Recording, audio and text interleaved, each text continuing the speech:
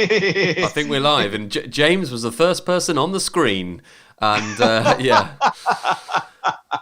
we are live. So hello, good evening, and welcome to Back of the Net. Apologies for being just a little bit late. Sometimes technology it just takes over, and there's nothing you can do, and that's what happened tonight. We are here, and we are live across YouTube, Facebook, and Twitter. We're live every night this week, 8 o'clock, and we've got an absolute treat for you tomorrow night, and I'll tell you more about that later. We've got a treat for you tonight because we've got Charlotte Richardson and James Cummins on the show, and we're going to talk all about positive things tonight. The last couple of nights, we've spoken about football, particularly grassroots football, what happens with the season, what is everyone going to do, what we're going to do with the Premier League, all that kind of stuff. Well, tonight we're going to look at what we're going to do individually. And how we're going to get through this, and some of the things, the positive things that we might be able to do. So many stories of people taking up new hobbies, getting to write that book they've always wanted to write, all those kind of things. And we're going to play a couple of games. If you followed the show for the last 5 years, you will know that we have had so many features. We started in radio, and tonight we're going to bring back a couple of old games that got us through in those very early days, and James will know all about that because he's been here for 5 years from day one. So loads of cool stuff on the way, and we're going to get you to join in as well. As always, if you want to get your thoughts into the show on anything grassroots football related, you can let us know. We've got a screen here that brings up all the messages from across all of the channels. It's as easy as that. So let's get into the show. First of all, let's say a very good evening to James Cummins, who joins us again. Hello, James. Hello, I'm back once again for another instalment of Back of the Net. It's been a crazy couple of days since the show ended on Saturday. It's been a crazy day today. So this is decent light relief for me today. So great to be back again, and looking forward to whatever we get up to in the next show. So yeah, pleasure to be here as always. Backgrounds are really important, actually. Frank got a bit of stick last night because he had a virtual background and it did some really weird things to his... I noticed that. It was kind of like a sort of cheap B-movie kind of background. So I can safely say that I do not have the joys of technology to give myself a green screen background. It's my bedroom. It's like... That show, I know that Keith Lemon does it now, but I used to like the old one. It's Through the Keyhole. It's, who lives in a house like this? And people are really nosy, so they want to know these things are important. Like, we'll get to the football and we'll get to stuff in a minute, but these things are really important. People want to know, where you live and what your house is like. And right now, this is what James is. He's in a bedroom. Let's face it. I can't really do very much because. My other half is doing an online Pilates class, so I think if we ended up invading that, that could be a bit suspect. Yeah. We can do that later. Right, let's bring in Charlotte Richardson. Charlotte, good evening. Hello, good evening. And you've got a lovely wardrobe in the background. Yeah, got wardrobes, nice blinds to my right-hand side. Yeah, it's very glamorous here, but I'm getting a bit fed up already between these four walls. If I'm being honest, been on lockdown over the weekend and desperately missing football already, but there we go. Well, that's what we're here for. So that is what we're here for tonight, and all week, and however long we need to be.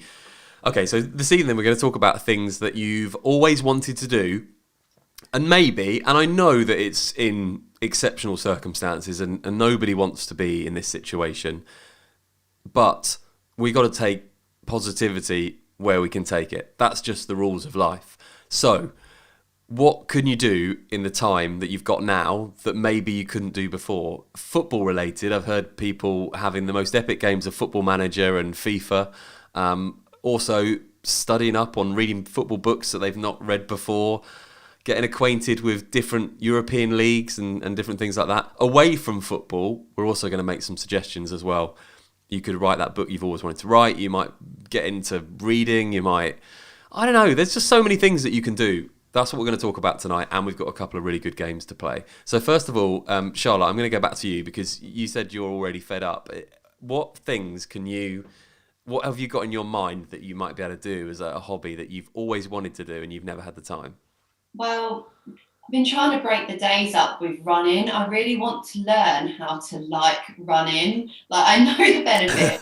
I enjoy it when it's done, but no matter how hard I try, I just cannot enjoy going out for a run. And obviously, quite a lot of the football teams and stuff like that are uploading clips of their players doing these really impressive, speedy 5Ks and stuff. So I'm just waiting for that kind of fitness regime to rub off on me. But on the footballing note, I think I've listened to so many like football related podcasts and stuff like that, just to kind of keep with it and not lose sight of it. So The Price of Football is a really good podcast that I'd recommend if people are interested in the sort of the finances behind football. They did a really, really good episode around the impact of the coronavirus, but they cover all echelons of the game, men's, women's, non-league, and some of the stuff is really kind of staggering. So I'd recommend if anyone's thinking something football related to do, check out that podcast. Okay, so yeah, that's a really good suggestion. If you want a podcast, I'm sure we get quite a few of those podcasts at the moment. Probably a bit like what we're doing now, booming because people want to find content and want to find things to do. Also, your first point was very interesting. I want to learn how to not hate running.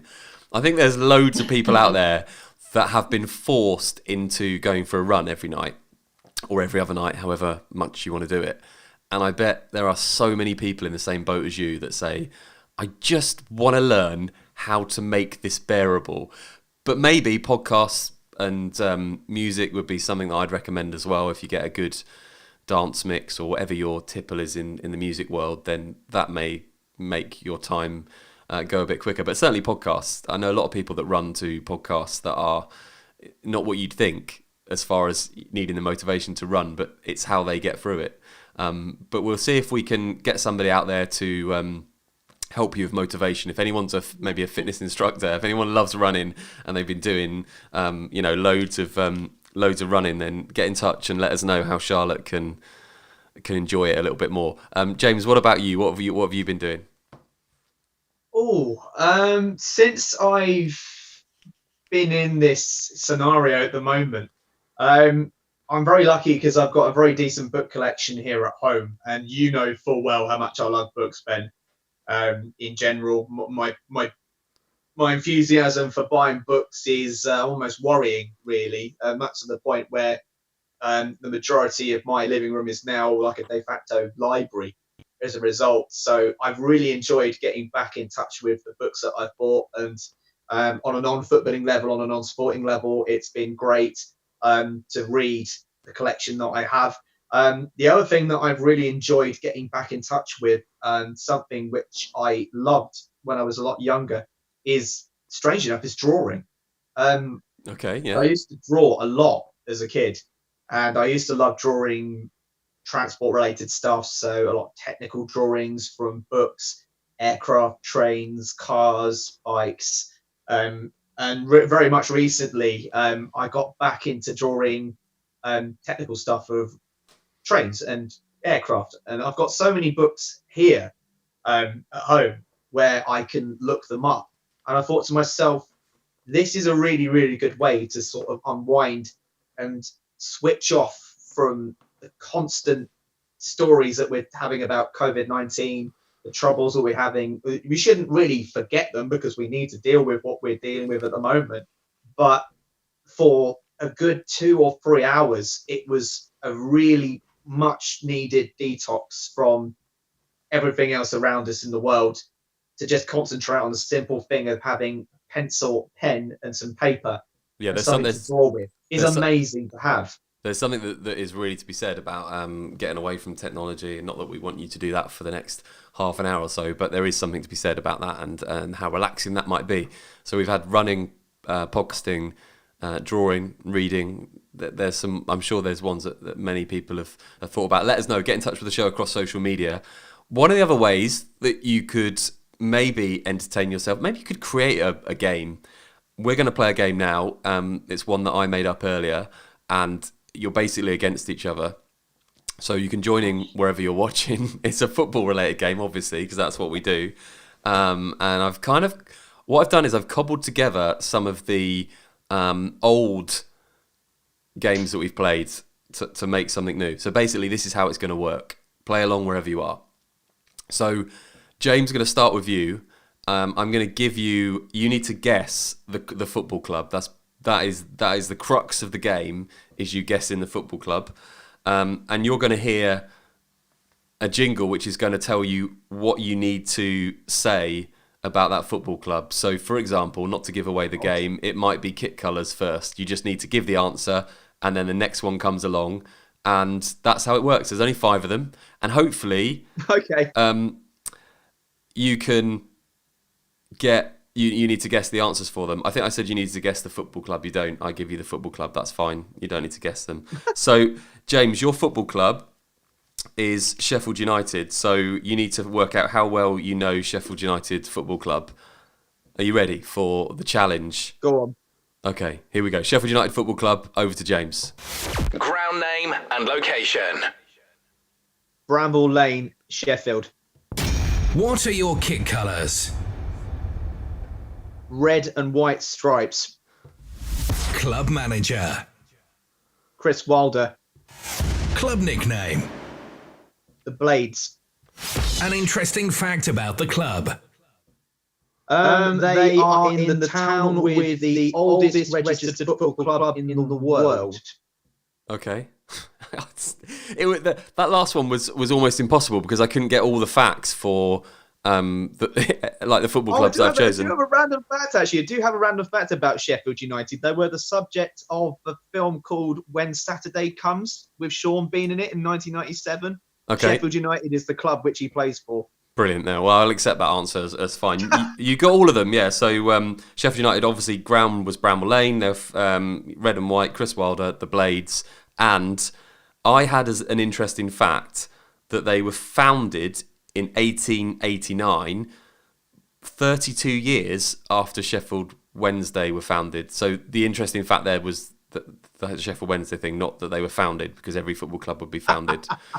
So James, it's safe to say that you pretty much got every one of those right. You're looking very smug. Okay, I'm not that smug. Not that smug. Charlotte, it's over to you now. Your football club is Brighton and Hove Albion.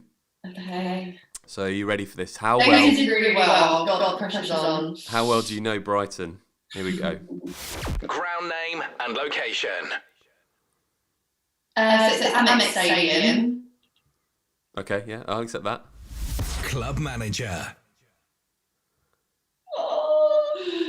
I don't know who replaced him. I don't know. Pass. You're going to kick yourself. What are your kit colours? Blue and white stripes. Club nickname. The Seagulls. An interesting fact about the club. They used to play in Kent.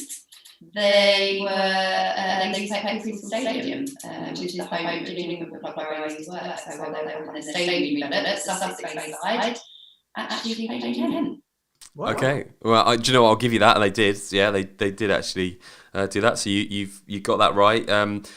You got I'd have accepted American Express or Amex Stadium, so you got that one right. Obviously blue and white, the Seagulls. The one you didn't get, which means that James has won, is that Graham Potter was the manager. And I could just feel that James was like, I know this. I know what this is. I know who this is. And then I had an interesting fact that they were founded in 1907, but they were the only professional football team in Sussex from 1920 to 2011, which is a hell of a time. Until Crawley Town got promoted into the Football League. So there we go. That's an interesting fact about Sheffield United and Brighton. I cobbled that together earlier on this afternoon. Let us know how you got on if you played along with that. I've got one more before we go. One more game, which is an old school one that we've done time and time again. And James will like it, and Charlotte, if she hasn't played it, will be intrigued. It's called Who Am I? And we'll play it a little bit later on. Oh, no. Okay. Oh, no. So, moving on with the show, we talked about we were talking about things that you might want to take up. I was just wondering what obscure things people might do at this time. So we've talked about some really obvious ones, and football related, sports related, or other, what kind of things are going to be trending over the next couple of months, because everybody is going to be sort of isolated and having to be at home? I wonder what weird and obscure things people are going to get up to. Have you been talking to your friends, James? Has anybody said anything to you? The first thing that pops into my head is a really random one, potentially, and I don't know if this could probably trend through somebody more famous. Probably speed knitting or something completely random. Just how fast can you knit a bobble hat in quick succession? But I realised the real problem with that is people need wool for a start. They can't exactly sort of disassemble a sort of a towel and then make it into a bobble hat, because that would be impossible. So I don't know. I think speed knitting might not be in there, for example. Can I just stop you there? I mean, first of all, that's the greatest answer I could ever have expected from you. This could have been a feature just on its own. Speed knitting. So what I want to say to anybody watching is, how many shows really? I know there's a lot of podcasts. I know there's a lot of YouTube shows. I know that people are vying for your time. But how many shows do you come onto that give you a suggestion of speed knitting as something to do whilst all this is going on? I'm sure it's not many. Charlotte, you've got to beat that now. A suggestion of something that is going to be weird and wonderful that people are going to do. Oh, I don't think that is. I don't think that can be topped, to be honest with you. But if you think about it, we haven't even gone on lockdown yet. But social media has been a bit of a lifeline. Like, I think memes and the creation of memes are just going to become like an Olympic sport to replace the Olympics in the next couple of weeks, because once the lockdown happens, I think people will start to get a little bit crazy, and if they have the instruments to be able to knit, let's hope that James's hobby will take off. But God knows what the likes of like Instagram and Twitter feeds, they've been coming up with some genius stuff. So I think that's one to keep an eye on. Definitely. Speed knitting. Here's a question, Ben. I'll throw this out to you, mate, to be honest. If you're going to include speed knitting, I mean, as a general sport, can you actually knit with a knife and fork? Could you knit with a knife and fork? I don't know. Or is that impossible? Okay, I've got no idea. Sometimes you plan the best shows in the world, and then someone mentions speed knitting, and really it just goes into something that you never expected. Okay, so that's fine. I mean, let's move on. We talked about some really weird and interesting hobbies. We've obviously talked about some things that you might do, but I really wanted to talk about staying healthy. It's so important. So much emphasis over the last few years has been put on mental health. We know that some of the restrictions that have been placed on sport and football and around the world on everything else have been carefully considered because of the impact on mental health. How do we, on a more serious note, how do we stay sane? How do we keep healthy mentally in a period where probably at 8:30 tonight we're going to find out that there are some severe restrictions that are going to be placed on us? So Charlotte, I'm going to go to you first, and it is a serious one, isn't it? It's one of probably the biggest concerns of shutting down and actually isolating people. Yeah, it is a really serious topic, and I think, if anything, football fans like us who love nothing more than going to watch a football game and being caught up in the euphoria of that last minute winner or 3 points, it's a big part of our lives. So to have that taken away, although it sounds kind of and seems trivial in the larger picture of people losing their lives, that is a significant thing to consider. And I think, again, we're so lucky that we have technology at our disposals that we can connect. And even, people tuning into this show for an hour each night, it's just a little way of having a bit of fun and staying connected to people with a similar interest to you. But I think it's been really great how, amongst all the horrible things we've seen online, all the hoarders at the shopping markets and stuff like that, there's been so much kindness and generosity and people actively looking after their community. But one thing I think that potentially hasn't been profiled as much is young people who are isolated and alone, people living by themselves, who might be younger, people with learning disabilities who might not be completely coherent and understand why football's not happening. I know and have interacted with lots and lots of people through football who have severe autism, where this kind of thing is so disruptive to them. But I think all we can do is utilise the platforms that we have and try to create a safe online environment where we can share content, we can engage with people, we can talk about the topic that we love, which is football, and say, it's okay not to be okay. It's almost become a bit of a cliche, hasn't it? But it's true. And even little things like, if I know a friend that's got severe asthma, so can't come out and hasn't been on lockdown for over a week already. Having a FaceTime at lunch and both kind of having lunch at the same time, pretending that we're having a meal or something like that. Virtual book clubs. Maybe you could tune into a game on YouTube at the club you love. I think football clubs have done and responded brilliantly well to this with the content that they've been putting out, engaging supporters, and I hope that continues. But I think it is a really important topic, and I'm really glad we brought it up, and hopefully over the next few days people will reach out via Back of the Net with their ideas of how we can tackle that part of this crisis. Yeah, do get in touch with us and let us know your thoughts. So many people got in touch yesterday, and we were talking about how we would restructure football leagues, what we would do, and if we were in charge, how could we go about tackling that issue? And this is exactly the same. There are many people that will be, finding this really tough already, and will certainly find this tough over the next 3 months, if that is it. So we really need to pull together. We really need to put things in place where people can find, as Charlotte said, that happiness again, find a place where they can really connect. And we want to be that community across football and the grassroots game. And we're going to be having shows every week, as we said, at 8:00, and different shows as well. We're trying to be discuss a few different things away from football tonight. Tomorrow night we've got a show just for you if you're a football coach or interested in that. Wednesday we're going to have a football phone-in.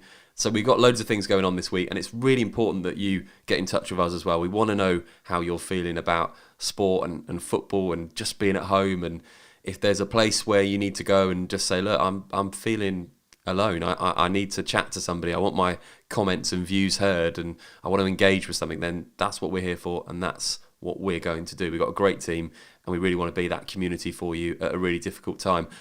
James, obviously, we've talked a lot over the years about mental health and well-being. It's as Charlotte said, it's a time for thinking, isn't it? It's a time that people are really going to start to think about life away from things like going to football, going to shops, and everyday lives. Yeah, it's a lot to sort of compute over the last few weeks, let alone the last few days, and I think we're going to have a lot to compute with, considering the announcement at 8:30 tonight, where whatever that might be. It's a lot to compute in general, and I find it very difficult myself, sort of putting things into context and trying to remain positive. And the good thing about what has happened now is that with this medium, and I'm very grateful to be part of this team, and very grateful that I'm able to share how I feel to a wider community and to a wider audience, the difficulties with mental health and the difficulties that face everybody as much as myself on a daily basis. The idea of bringing something a little bit positive, whether it be just for an hour or for however long we broadcast for, is a massive solace, just not only just to myself, but to those people out there who are looking for much of an enjoyment or a little crumb of normality. That's the kind of thing we need to concentrate on going forward in the next few days and the next few weeks, or however long this situation lasts for with the coronavirus. We just need to remain strong and positive, and positivity is the most key element at this particular time. And although some people will find it a lot harder to gain a lot of positivity, it is very, very difficult time, and that is completely understandable, give or take the severity of what we're experiencing at the moment.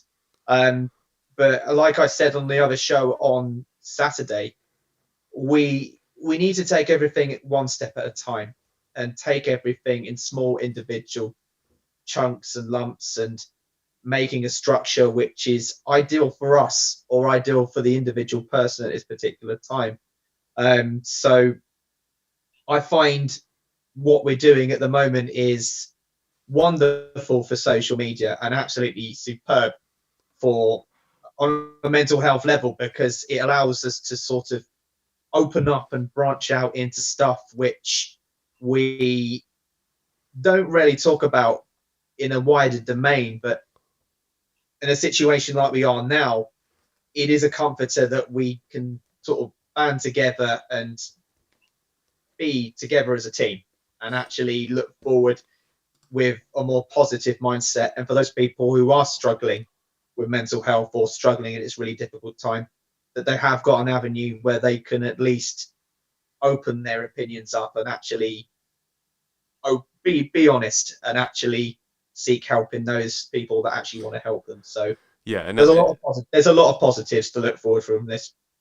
Yeah, definitely. We as we said, we certainly love doing these shows, and we're going to be here every night at 8 o'clock, a little bit earlier tonight, because we found out that Boris Johnson was giving an announcement, an address to the nation at 8:30. So obviously people will want to watch that, and that's why we came on a little bit earlier. Okay, so I want to get your opinion on something that we talked about last night. I want to just talk about we had a few really good suggestions last night about how we would finish a football season. I want to sort of put it out there, not kind of going on the back of that, but potentially how would you resolve football this season? Not in terms of maybe financial implications and all that kind of stuff, but maybe some ideas on how it could happen, but not to the full extent of finishing a league. Would there be any sort of suggestions? Yesterday we had a couple of out there suggestions, which is what we're doing tonight, whereby you could have a penalty shootout at Wembley involving all the clubs, so all the players get tested in June, and if they're fit and healthy to come, all the clubs have a penalty shootout to decide all of those games that would have been decided. What do you think about that for an idea, James? I think the penalty shootout one will probably be the most harshest of all of them, to be honest. I think it'd be sudden. I think if you really want to go safe by, you could go down the France 98 route of having the golden goal tournament, where it's the first goal that wins, but that's almost sort of too primary school-esque. To sort of decide a Champions League spot is, if you get a goal in 56 seconds, that means that a team is instantly put into the Champions League within 56 seconds. I think the idea, which would probably be better, I think would probably be a little bit more manageable if that was ever an option, could potentially be a weekend-long or a week-long tournament. Whether that be for one half of the week, it'll be for the Champions League places, and the following couple of days will be for the relegation spaces. So you've got a week's worth of action, but within those games are decided the teams are getting to Europe and the teams are getting relegated. That's for the Premier League. But I don't know, that could be a format that you could have throughout the leagues, where you have it over a week of games, where you would start off with doing the top league and then go down to the bottom.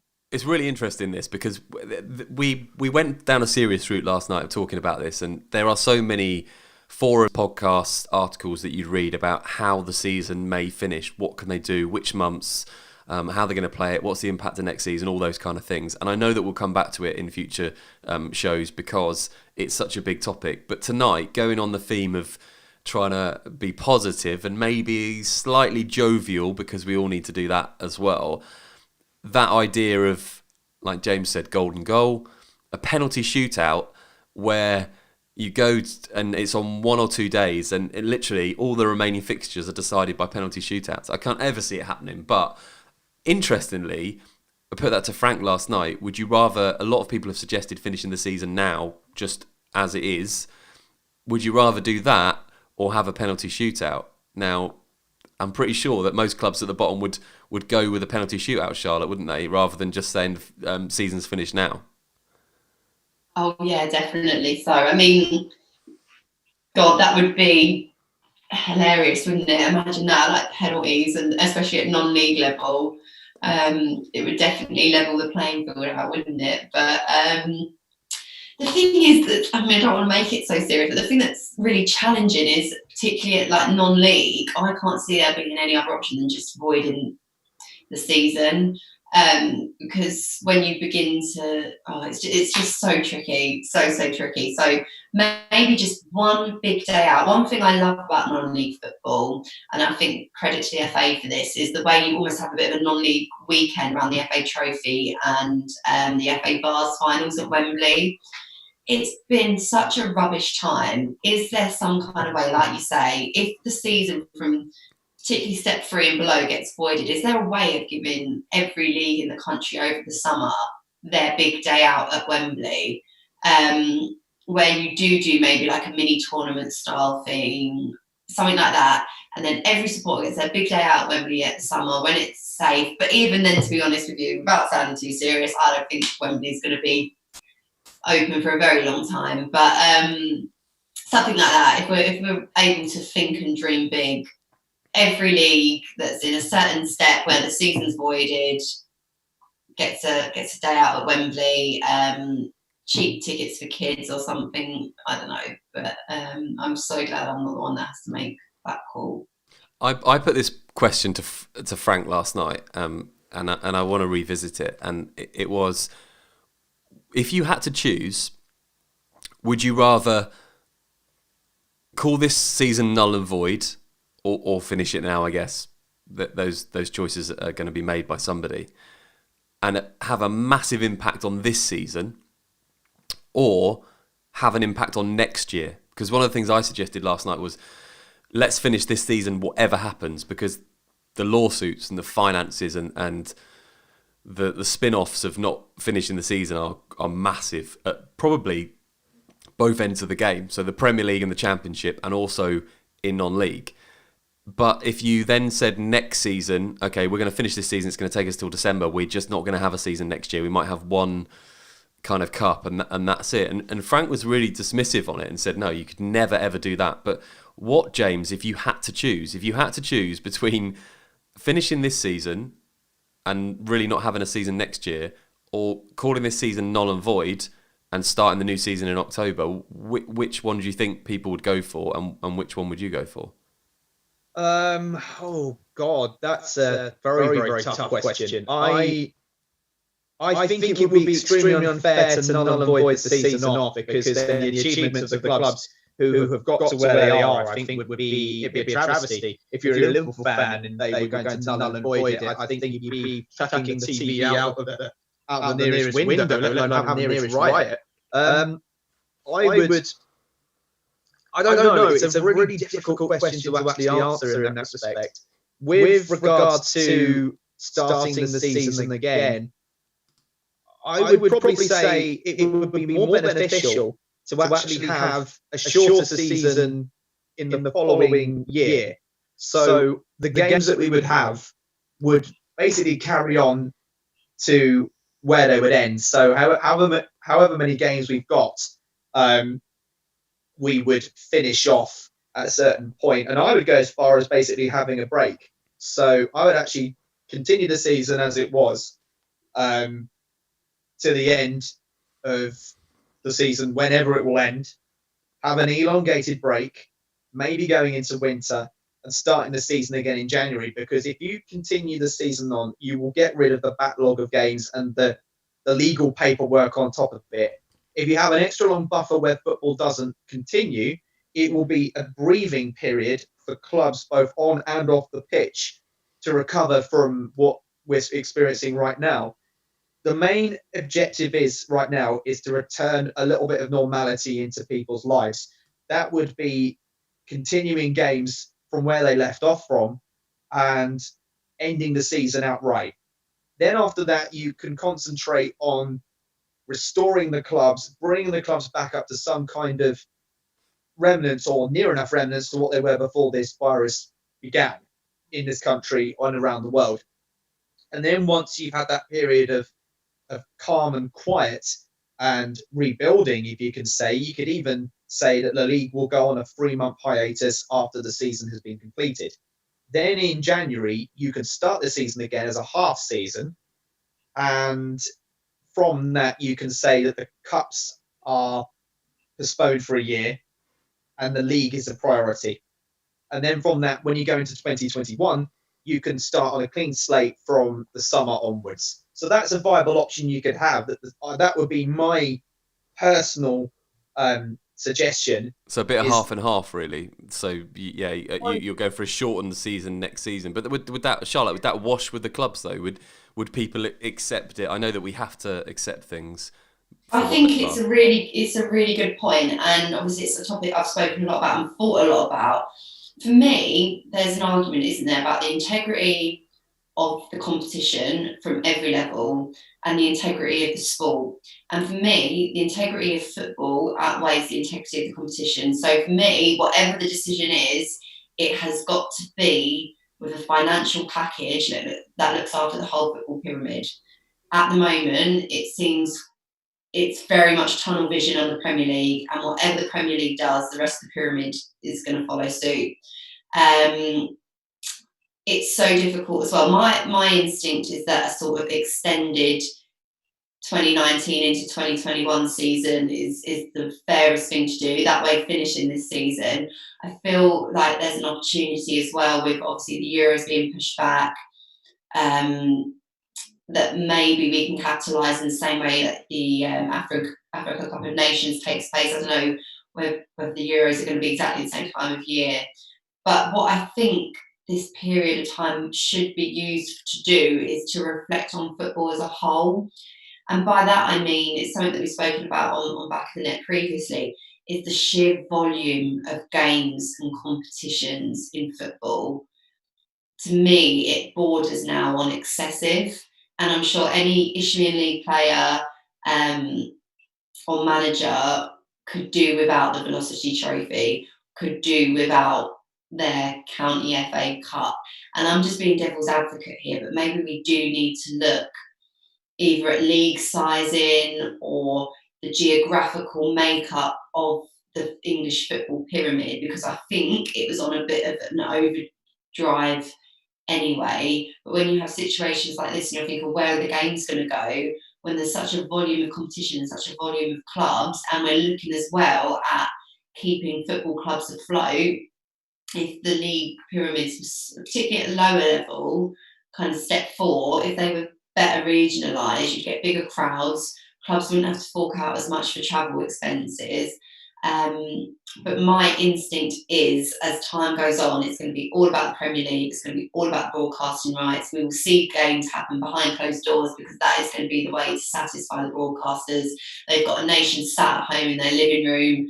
They can guarantee eyes looking at their screens. Advertising is still going to go on. And I like the approach that rugby took, and it might be controversial because I know football is just such a passionate subject, but grassroots and down from the elite, the season's been cancelled. I understand if you're top of your league or whatever, that you're going to feel like that's no way that should happen. But if we remember why this season's been paused and the number of people who are losing their lives, what bit of a controversial opinion, but Liverpool lifting that trophy, it's never going to be what it was. It's never going to be that euphoric, I don't think. Oh, Liverpool fans now. So if you're a Liverpool fan, I mean, we get quite a few messages into this show, and we have done for the past couple of nights. If you're a Liverpool fan, then what do you think of that? Because that a lot of people have said it, haven't they? And the league should just be null and void.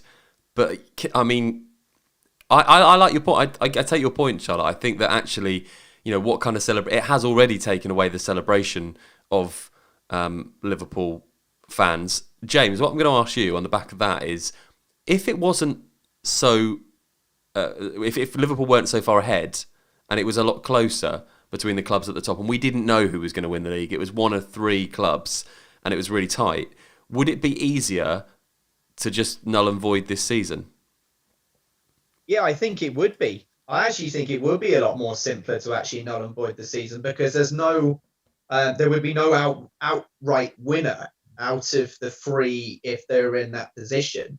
I think if it was on a selfish perspective, a lot easier, because Liverpool, at the current standing at the moment, they have well and truly won the title. There is no, apart from a miracle slipper, Newcastle United style 1996 kind of disaster, I think it would be a very, very different story. But I think it would be a lot easier if we were to go down that route, that Liverpool would be awarded the title via proxy, rather than let the season carry onwards. So I actually think it would be a lot easier if we were at a stage where, if there were 3 teams vying for the title, we could null and void it.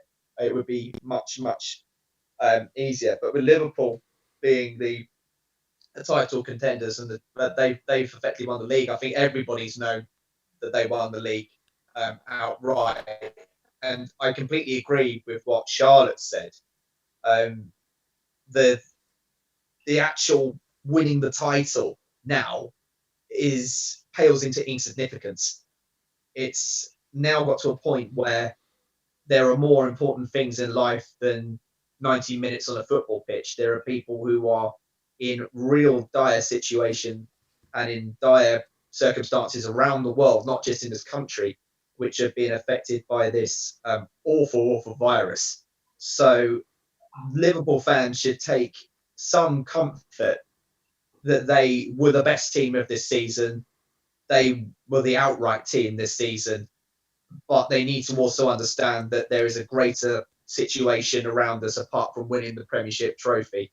And not to forget, this is not the case of a team that has never won anything before in their life, in their history. Liverpool is, I'm saying with gritted teeth in my mind, but it's the truth, Liverpool are one of the most successful teams ever. Not just in England, in Europe. They are one of the most successful teams in football history. This has to be, and this is the very, very unfortunate thing to say, but it's a reality check.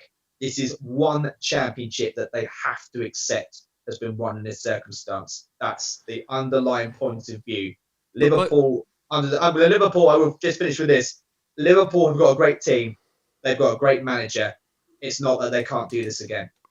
But so my point, I think both really excellent opinions on what should happen. But again, is it just not common sense, especially with the broadcast deals, that you mentioned the Euros next year, and obviously the other thing is the World Cup in 2022 is being played in the winter months. So when you look at it like that, is it not just the planning that should happen right now should be, we have to finish this season? I know Charlotte said, well, let's just scrap this season and it's done and that's it, and we can't do anything with it. But would it not be fair to finish this season, whatever it takes, and then start another season, just work it out so you can get to the point, and I take Charlotte's point on too many games, and maybe they'll look at that, but we just have to push everything back, and maybe we're going to see, I know it's difficult with the Euros, but maybe we are going to have to see a change, and maybe even the Euros will have to move to August of next year because there'll be a knock-on effect. Or is that just not going to happen, Charlotte, do you think? No, I think you're right. Sorry, when I was talking earlier, I was getting confused about the Euros. That's what I meant, the World Cup being in the winter. I think it's a perfect opportunity to sit down and look at scheduling. My thing is, it's got to be fair for the whole pyramid, and my concern is that it will get dictated by the Premier League. I feel sorry, and again, it'll be interesting to see what the non-league football community feels like in particular, but this has already had a massive impact on non-league. I have sort of former colleagues currently who, without the Chancellor's input last week, were told by their clubs that they weren't going to get paid. And I'm talking contracted players. No, non-contracted players, just that's it. My fear is like I say, that it's going to be all based around the pro game, and the pyramid will be the one to suffer, and that can't be allowed to happen. It really can't. And I think now's the time, like I say, to reassess, to try and be innovative, to approach football differently. And not to forget as well, even when there is the go-ahead for football, which I don't think is going to be for another 3 to 5 months, really, players need a pre-season. They're not just going to be able to play games again. So September even feels ambitious to me, but I think, to me, that's the only logical way to make it work, is we have an extended season that finishes probably around Christmas time this year, and make the most of the World Cup being away. But again, that only really serves the non-league game. Obviously, that wouldn't work for the Premier League and the Football League, but they might be in a position to have games behind closed doors slightly earlier than the grassroots and non-league game. It's a point that it's not going to go away. It's going to get talked about more and more. And we opened the show with saying we've got some different things to talk about. We've ended up coming back to it because it's a hot topic. Loads of people have got opinion on it. If you have, then do get in touch with us across social media. Let us know your thoughts on it. What would you do? It's going to be an ongoing theme of the shows all week. We've got different guests on every night this week. So we're going to be putting that question to everybody. And it will be really interesting to see what kind of answers that we get. We'll keep that going. We've got to get off here soon because Boris is addressing the nation. Before we do that, we're going to play our last game. It's about finding out which one of you two really has got the brains. It's a game that we've played many, many times before on this show, and many people will know it. Who am I? Okay, so it's a game called Who Am I? And basically it is where I will read you the club's appearances and goals that a player has notched up during their career. And all you need to do is you need to say your name when you want to give an answer. So you just got to say James or Charlotte, and then I'll come to you and you can give the answer. It's the first one to get the name of the player wins the round. There's 4 of these, 4 players, 4 rounds. We all understand the rules? Are we all good with that? So I just say my name if I think I know the answer. Yeah, that's it. Cool. Okay, and you can play along wherever you are as well. Let us know on social media if you get them.